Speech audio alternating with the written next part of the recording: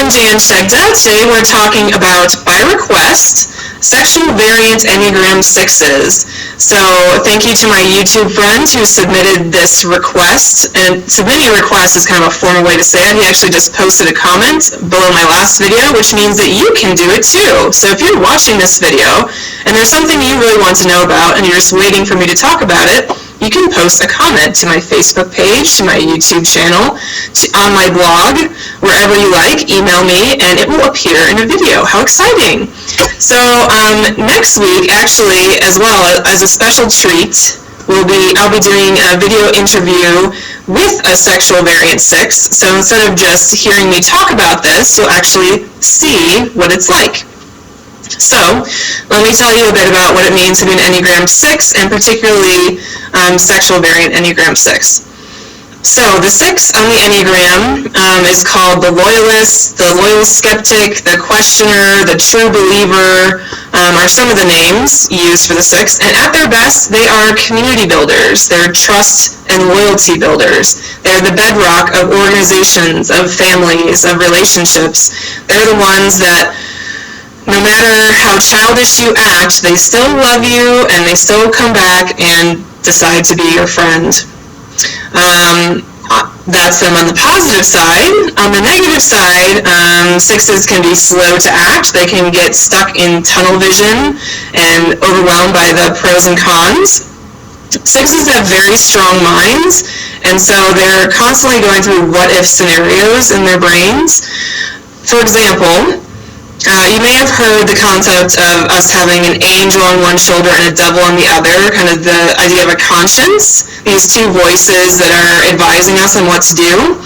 It's been said that 6s have an entire round table of those voices. So there could be 10 people at any one time saying, well, you should do this. Well, no, I really think, actually, if you consider the downside of that scenario. So they're listening to that constantly, which creates the passion or characteristic sin of the 6, which is fear. Personally, I think anxiety is a better word, because it sure would make me anxious if 10 people were talking to me constantly in my head, evaluating every decision that I make.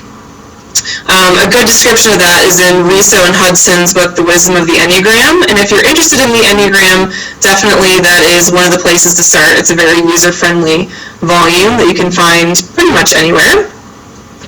So, back to what it means to be a 6.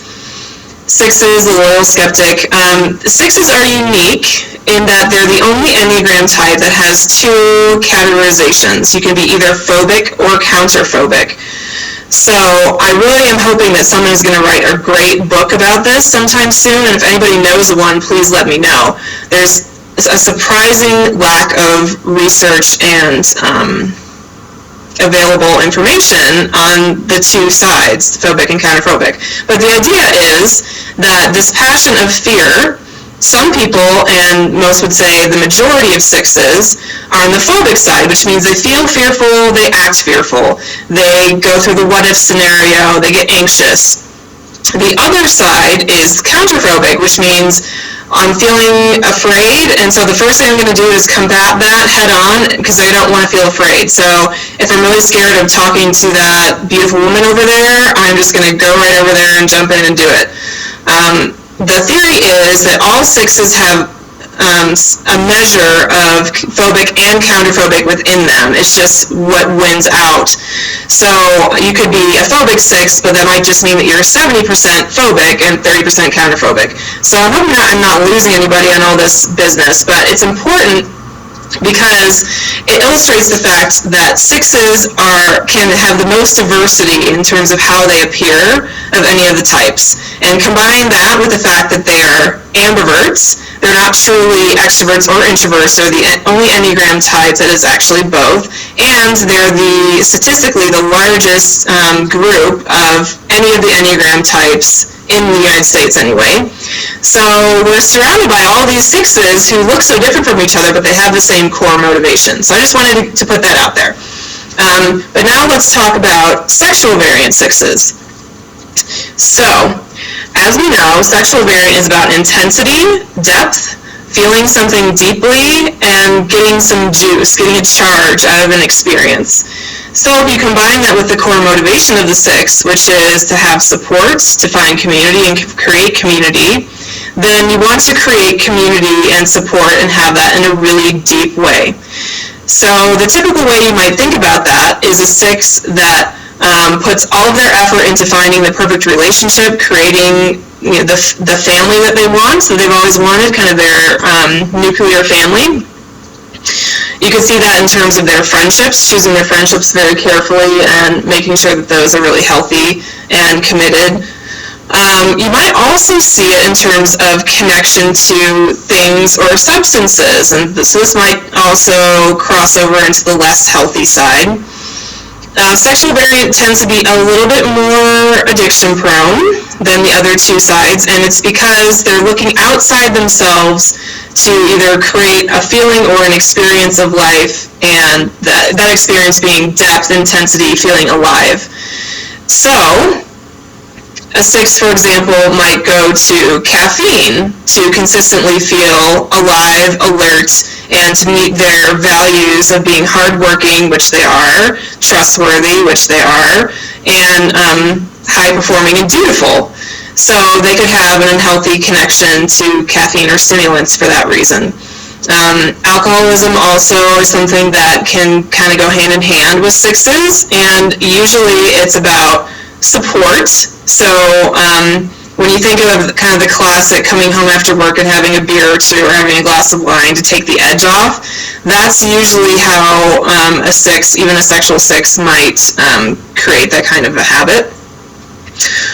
Something like food. A lot of 6s have struggles with food and food addictions, partially because it's, one of the places a lot of us go, whether it's unhealthy or not, we go to food for comfort and sustenance and that feeling of support. And remember, 6s want support, community, a sense of belongingness more than anything else. So if food is going to give them that, then a sexual variant might go that direction. So ways the sexual variant is going to look different from the other types. And sometimes it's easiest to talk about the passion with this. So again, the passion being fear or anxiety of the 6. With a self-preservation 6, you'll see the fear come out in terms of physical environment and physical body concerns. So did I lock the door? Am I walking in a place that's safe? Is this neighborhood going to be a good place for me to go through? If I eat that, is it going to give me an allergic reaction? I mean, things that are very body-based and physical. A social variant 6 is going to be more concerned about, did I say the right thing? Am I acting the right way in this situation? Am I giving the proper respect and treating this person the right way? And a sexual variant 6 is going to be nervous about, am I going to end up alone at the end of my life with my 15 cats? I mean, that's kind of a sad way to say it, but they're most concerned about the connection in their intimate relationships, so their 5 closest relationships. So they're going to be worried about their family, who they're married to or dating, or if they're not, that's probably going to be an area of concern for them, and their closest friends. So the way that can come out, let's say you're dating a sexual 6, you might find them to be a little bit more reactive and concerned about, like the typical abandonment fears. And I'm not talking like big abandonment fears here necessarily, but they need some check-in. They need to know every once in a while that everything's still okay between you, which is actually a great rule of thumb for 6s across the board. Check-ins are typically pretty important. Because otherwise a 6 may begin to feel a little bit anxious about the relationship. And what was I talking about? Sexual 6s in relationships. And you're going to experience them to have a little bit more intensity. They're probably going to want to, sexual across the board kind of wants to be with you intensely all the time. Whereas self-pres is more about sharing space and having a life together. Social is more about kind of almost being community builders together and having the right connections and kind of being the cool couple. And of course, these are like huge generalizations, but again, generally, to generalize, the sexual 6 is about creating a sense of support, comfort, and a soft place to fall in their intimate relationships. So that's my overview. We'll talk to a sexual 6 next week. Stay tuned, and remember, if you have questions, I'd love to do a video about them. Thanks.